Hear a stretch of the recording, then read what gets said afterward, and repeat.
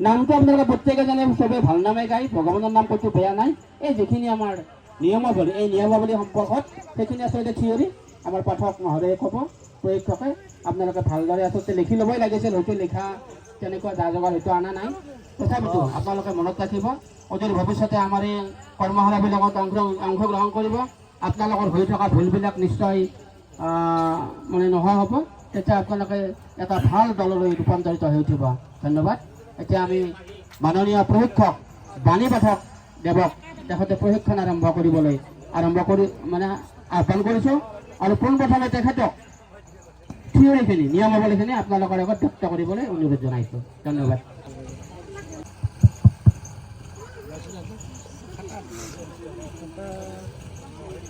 কৃষ্ণ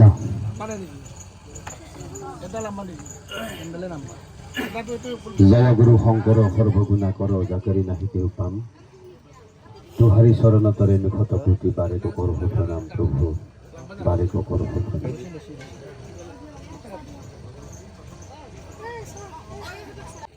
গতিকে মই আটাইকে সশ্ৰদ্ধা প্ৰণিপাত জনাইছো।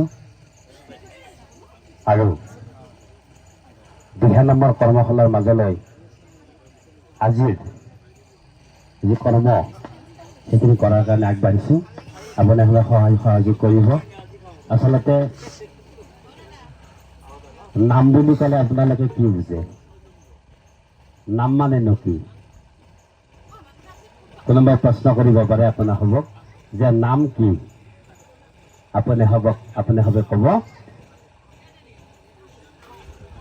ভগৱন্তক অন্তঃকৰণৰে স্মৰণ কৰাটো হৈছে নাম।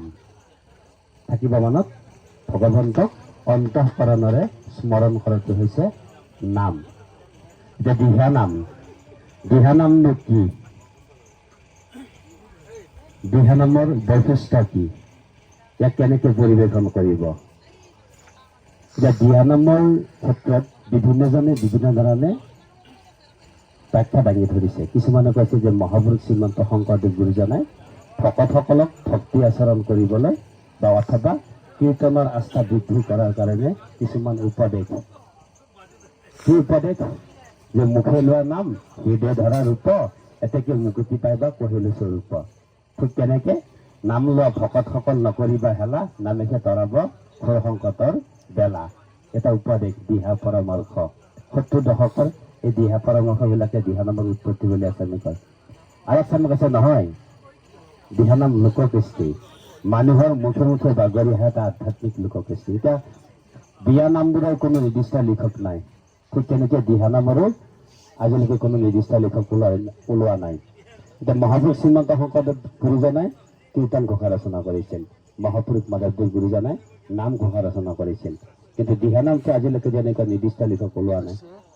আপুনিও লিখিব পাৰে, ময়ো লিখিব পাৰোঁ, কিন্তু তাত ছন্দৰ ব্যৱহাৰটো জানিব লাগিব, অকণমান শাস্ত্ৰ অধ্যয়ন কৰিব লাগিব। এতিয়া দিহানাম নাম কীৰ্তনৰ কোনটো অংশত পৰে বুলি ক'লে আপোনালোকে কি ক'ব? নাম কীৰ্তনক মুখ্যতঃ 3টা ভাগত ভাগ কৰা হৈছে। এটা হৈছে মানস কীৰ্তন, দ্বিতীয়টো হৈছে বীৰ কীৰ্তন, আৰু তৃতীয়টো হৈছে নিবিড় কীৰ্তন। মানস কীৰ্তন কোনবিলাক? আমি যে ৰাতিপুৱা গুৰু সেৱা কৰোঁ, মনৰ নিভূত কোণৰ পৰা যি ভক্তি উদয় হয় সেইটো মানস কীৰ্তন। বীৰ কীৰ্তনৰ আকৌ 2টা ভাগ, এটা হ'ল উচ্চাংগ কীৰ্তন, আনটো হ'ল উপাংগ কীৰ্তন। উচ্চাংগ কীৰ্তন কোনবিলাক? বিয়া সবাহৰ নাম, নাগাৰা নাম, এইটো উচ্চাংগ কীৰ্তন বুলি কয়। উপাংগ কীৰ্তন হ'ল আই নাম, ধাই নাম, দেহ বিচৰা গীত, টোকাৰে গীত, দিহানাম। দিহানামটো এটা উপাংগ কীৰ্তনৰ ভিতৰত পৰে। আৰু শেষত কি কৈছিলো মই? নিবিড় কীৰ্তন। 3টা আছিল নহয়, মানস কীৰ্তন, বীৰ কীৰ্তন, নিবিড় কীৰ্তন। নিবিড় কীৰ্তনটো হ'ল পাঠ প্ৰসংগ, আমি যে ভাগৱত পাঠ কৰোঁ সেইটো হ'ল নিবিড় কীৰ্তন। প্ৰসংগ কৰোঁ সেইটো নিবিড় কীৰ্তন। নিবিড়ভাৱে য'ত ৰসময় ভক্তি উদ্ভৱ হয় সেইটো নিবিড় কীৰ্তন বুলি কোৱা হয়। এতিয়া দিহানাম কেনেকে পৰিৱেশন কৰিব, এইটোৱে আচল কথা। কৰ্মশালাৰ মুখ্য বস্তু এইটো নহয় জানো?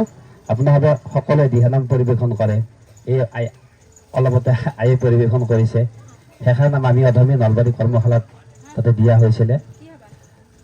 নামঘৰত অকণমান সৰু সৰু 2-এটা ভুল হৈছে বাৰু, সেইখিনি মই ক'ম বাৰু কেনেকৈ পৰিৱেশন কৰিব। এটা কথা হ'ল আপোনালোকে লিখিব পাৰিলে বেছি ভাল আছিল, তথাপিও মনত ৰাখিব কথাবিলাক। দিহানাম আমি কেনেকে পৰিৱেশন কৰিম।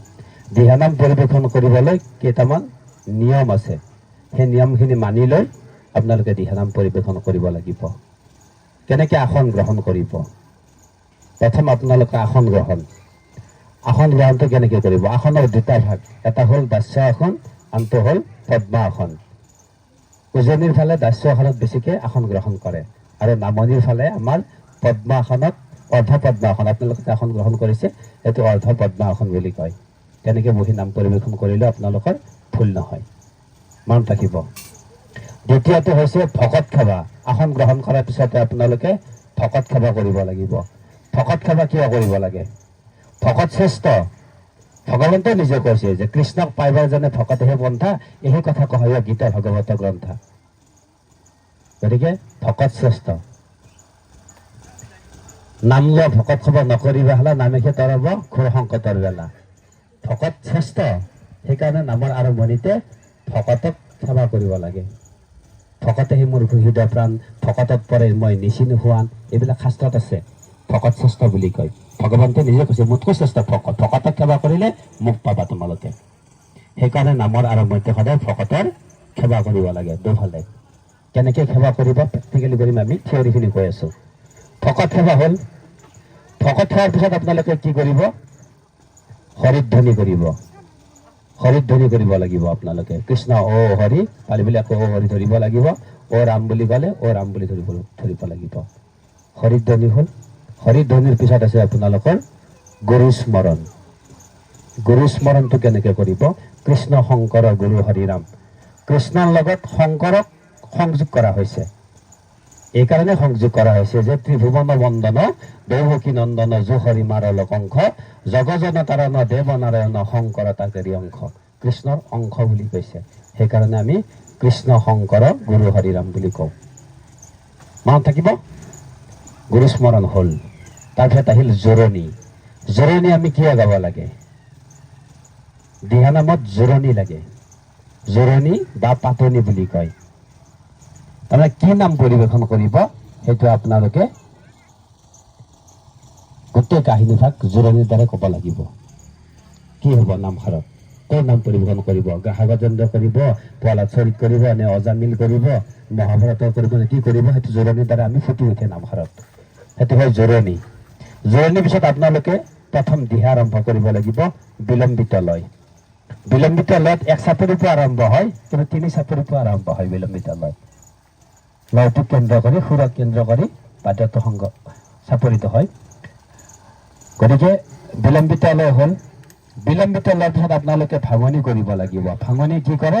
নামঘৰক আগুৱাই লৈ গৈ থাকে। তাৰপিছত কি হ'ব, ইয়াৰ পিছত কি হ'ব, ঠিক তেনেকৈ ছাছপেন্সত ৰাখে ভাঙনিয়ে। তাৰপিছত আহিলে আপোনালোকে ভাঙনি গোৱাৰ পিছত মধ্যলয়। মধ্যলয় 3 চাপত আৰম্ভ কৰিব। 3 চাপত মধ্যলয় আপোনালোকে দিহাটো আৰম্ভ কৰিলে, তাৰপিছত আকৌ ভাঙনি দিব লাগিব। ভাঙনিৰ পিছত কি হ'ব? নেক্সট আকৌ দ্ৰুত লয়। হৰ চাপৰিত আপোনালোকে দিহাটো আৰম্ভ কৰিব লাগিব। হৰ চাপৰিত দিহাটো আৰম্ভ কৰি আপোনালোকে শেষত আৰু এটা দিহা আপোনালোকে আৰু কলিযুগত যে হৰিনামে খান তাত এটা মেছেজ দিব লাগিব ৰাইজক। আৰু শেষত অ ৰাম জয় হৰি সামৰণি কৰিব লাগিব।